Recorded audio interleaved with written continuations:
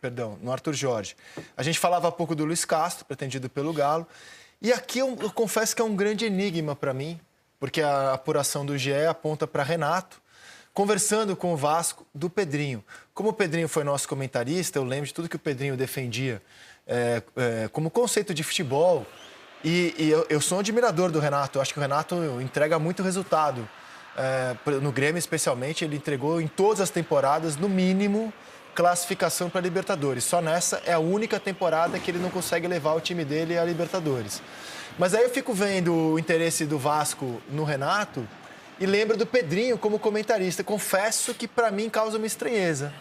Causa-me estranheza o nome do Renato estar na mira de um clube presidido pelo Pedrinho, porque eu estou levando em conta aquilo que o Pedrinho falava quando estava aí na sua poltrona, Lédio Carmona. Na verdade, eu sei. Agora, ele está na mira, ele não tem uma proposta concreta. A conversa que de fato eles vão ter hoje, não sei nem se eles já vão falar sobre dinheiro hoje. O Vasco está conversando com treinadores. Já conversou com... E não fez proposta para nenhum. Com o Pesolano, conversou com o Pedro Caixinha e agora vai conversar com o Renato. O que tem a favor do Renato na conversa? O Vasco não tem um grande elenco. Não tem dinheiro para melhorar muito o elenco. Então, o que a diretoria pensa como trunfo a favor do Renato, não é que vai fechar. Ele, bem ou mal, ele é um vitorioso, ele já ganhou muitos títulos.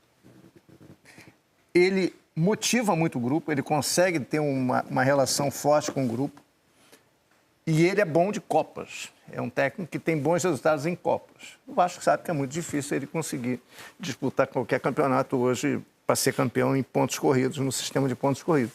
Então, agora, o Renato é um técnico caro. Eu não sei se o Vasco consegue chegar perto do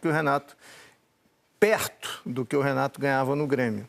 E também não sei se o Renato vai querer trabalhar no Vasco. Não sei também como ficou a história com o Pesolano, como ficou com o Caixinha, se vai conversar com mais gente. Mas não te surpreende, você que trabalhou com o Pedrinho também, não te surpreende esse interesse, que a gente tem que tratar assim por hora, interesse? Me surpreende, mas eu acho que pode entrar nessa questão. Ele está ouvindo vários. Ele vai ouvir o Renato também com esses argumentos. O sucesso dele em Copas e a relação que ele tem com os jogadores, de motivação. Agora, se isso vai ser suficiente para fechar, a gente vai ter que aguardar. Mas é um nome daqueles que, como o Renato é um nome grande, nomes grandes blindam dirigentes, né? O foco passa a ser o Renato. O Renato fala, o Renato chama atenção, a manchete está sempre no Renato. E eu acredito que muitas vezes dirigentes contratam assim no Brasil também. Eu preciso de um cara que o foco esteja nele, assim, que ele vai segurar essa onda, vai ser tudo nas costas dele. Não sei se isso faz sentido para você, Praz. Não, acontece muito. Acontece muito. E perguntou para o Lédio, né, a relação do discurso do Pedrinho, nas ideias de futebol do Pedrinho. Levando o discurso do Pedrinho e o discurso do Renato, porque o Renato, eu nunca trabalhei com o Renato, então não sei internamente, mas o discurso do Renato para fora sempre foi aquele discurso de um cara mais solto, né, não tanto afeito à parte tática, e o Pedrinho é o contrário. Então, assim, realmente uma... Se não tivesse essa notícia, se não fosse ventilado isso, não seria um dos nomes que eu apostaria que o Pedrinho fosse contratado. Não, eu diria, se não fosse a nossa apuração, eu diria que é mentira, Mas tem uma situação, né, que a gente estava comentando aqui também. O Pedrinho, falando do Pedrinho especificamente, quando ele se candidata e ganha para presidente do Vasco, provavelmente ele tem ideias do que ele tem que fazer no Vasco, né? Do que ele precisa fazer. E quando ele senta na cadeira de presidente, provavelmente ele vê o que ele é capaz de fazer, o que ele pode fazer. Então tem duas coisas, o que tem que ser feito e o que pode ser feito. Então, assim, na minha leitura, eu acho que o treinador que se encaixaria mais no Vasco hoje, tanto pela questão financeira, pela questão de ideia, modelo de jogo, seria o Pesolano. Porque eu acho que o Caixinha já é também um treinador um pouco mais caro, o Renato também, e por questão de parte tática. Eu acho que o Pesolano seria... Não sei exatamente que ponto ficou. Dentro do conhecimento. Se você pegar o Pedrinho comentarista, isso é público e notório. Inclusive, ele falou para o próprio personagem, o qual vou mencionar aqui. Seria o Fernando Diniz. Sim. O treinador dos sonhos do Pedrinho, comentarista... Eu ia falar isso agora. Era o Fernando Diniz. Ele é encantado pelo Fernando Diniz. Isso eu posso falar, e ele vai corroborar. Ele é encantado pelo Fernando Diniz.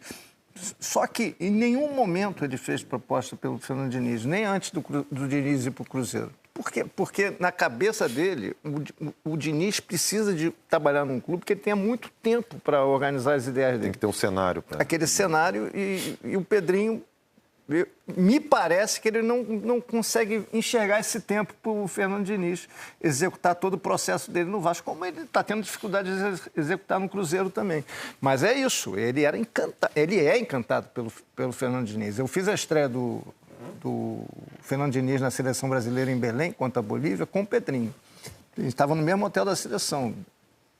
Conversei várias vezes com o Diniz, com o Pedrinho juntos, e eles têm um discurso muito afinado, muito próximo. Assim, são amigos, se gostam muito. Ele invadiu uma coletiva para elogiar o Diniz. Quem não lembra disso? O Diniz estava dando a coletiva, ele entrou e gritou, todo mundo ouviu. Acho que ele não consegue enxergar o Diniz dentro desse cenário hoje. Eu acho que agora vai tirar do Cruzeiro. Faz todo sentido. Mas a sua premissa é certa sobre o... Faz todo sentido. Uma coisa do Pedrinho, comentarista, né, que a gente conheceu aqui, e agora dirigente, presidente, né, faz sentido, que parece que ele está fazendo já está em busca de um treinador, quer fechar o treinador antes, a comissão técnica, para começar a armar o time, né, construir o elenco, que isso é muito importante. Parece óbvio, né, mas nem todo mundo faz isso. Tem gente que fica aí contratando jogador, e depois acerta com o treinador, e aí acontece um dos exemplos que o Prazo falou, não, mas você me trouxe 2, mas eu não quero jogar com 2 atacantes, eu quero jogar só com um. Para que eu tenho 3 centroavantes aqui? Manda um embora. E aí não faz sentido. Então já parece que está querendo acertar para aí ter um norte nas negociações. E a questão financeira vai pesar muito para o Vasco. A gente sabe da questão financeira do clube, que não é boa no atual momento. Então, não só para fechar o técnico, né, mas com certeza as contratações na sequência disso. Então, essas conversas são muito importantes, né? O Renato Gaúcho, tem gente que até brinca, né? Tem um bingo do Renato Gaúcho, o que ele vai fazer, o que ele vai falar nas coletivas? Ele está sempre falando que ele não tem 200 milhões, que o elenco dele não tem, que tal time gastou. Então, ele está meio que sempre botando a pressão e lembrando que o elenco dele não é caro. E se for pro Vasco, não vai ser caro. Não, isso é um bom ponto. Então, essa conversa é assim, amigo, você vai ficar me cobrando na segunda coletiva que eu não contratei um cara caro? Senão não adianta vir. E aí serve pro Renato Gaúcho e serve para todo mundo. Renato reclamava que o Grêmio não tinha dinheiro, que ele não podia rivalizar com o Flamengo. O Vasco tem menos dinheiro que o Grêmio. Menos ainda. Então, essa conversa não só com o Renato. Ano passado ele teve o Soares. É isso. Vasco. E desses clubes que nós estamos vendo aí, a gente está falando de Vasco, né?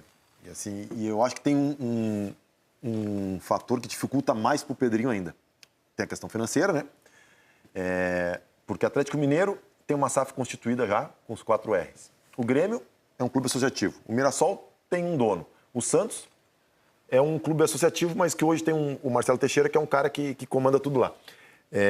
O Vasco, a gente não sabe até quando a SAF do Vasco vai estar sob gestão do clube associativo. Né? Pode contratar o treinador e esse treinador vai dizer, Pedrinho, tá bom, Pedrinho, mas até quando? Como é que vai ser? Porque pode chegar em março, o Vasco mudar o controle da SAF do Vasco, né?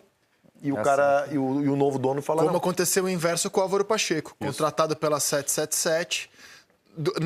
Quando ele pega o avião da 777. no ar, cruzando o Atlântico, a 777 sai do comando. Ele chega aqui, já não é mais a 777 no comando. Tem mais isso, essa possibilidade de instabilidade. Né? Porque o Pedrinho não pode garantir nada para quem... Não é só uma coisa do futebol brasileiro, é uma coisa do mundo do negócio. O Chelsea tinha um dono, agora tem outro dono. O United, se eu não estou enganado, está no terceiro ou no quarto dono, já está no... Bem lembrado. Ontem estava lá vendo o Derby, o novo dono do United, contratou o Rubem Amorim. Enfim, eu acho que ano que vem... Como é que tu oferece um contrato de 3 anos para o jogador? Eu acho que vai ter uma SAF nova. Agora, é específica por isso. Que mês do ano vai ter essa SAF, a gente não sabe. E só voltando ao Abel, que a gente falou que o Abel é muito bem remunerado no Palmeiras, isso também é um projeto do clube. Quando você conversa com as pessoas do Palmeiras, por que o Palmeiras não faz assim contratações bombásticas? O Palmeiras tem uma boa arrecadação, né? Contratações de grande peso, assim, financeiro. O Palmeiras fala, cara, o grande investimento do Palmeiras em contratação é manutenção do Abel. O Palmeiras entende que a equação vale a pena para ele. E de jogadores, né, Rizek? O Palmeiras não vendeu o Veiga, não vendeu o Gomes, não vendeu o Zé Rafael quando estava na... Não, ele mantém só... O clube decide que vale a pena. E por isso ele tem também menos poder de investimento em nomes mais bombásticos. Tem que trabalhar melhor o setor de inteligência. para trazer atleta. Aliás, o Palmeiras anunciou jogador hoje. Daqui a pouco a gente fala sobre isso. E quem que o Grêmio quer? Por enquanto, a gente pode afirmar tranquilamente que o Grêmio quer um